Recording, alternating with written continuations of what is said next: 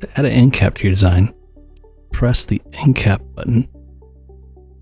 You will see green arrows appear above all the open-ended extrusions.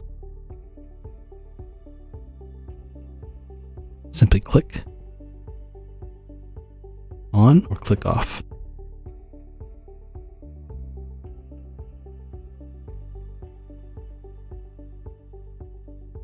To change an end cap type, simply click on the end cap. Under Properties, click on the Model pull-down. Your options will appear.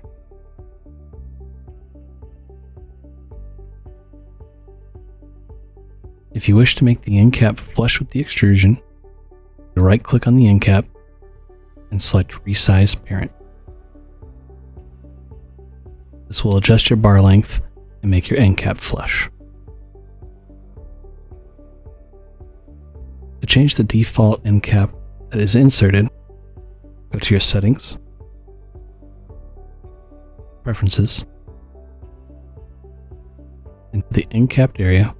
Select from the pull down if you'd like push-in end caps with plastic push pins, or end caps with button head screws. This one will automatically tap the ends of the bars to accept the screw.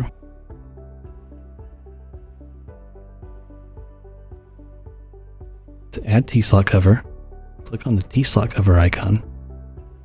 This will bring up all the available colors for that series. Select your color. Hover over T-slot, and you'll see a preview of the T-slot cover.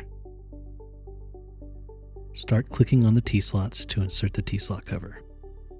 Press S to exit the T-slot tool.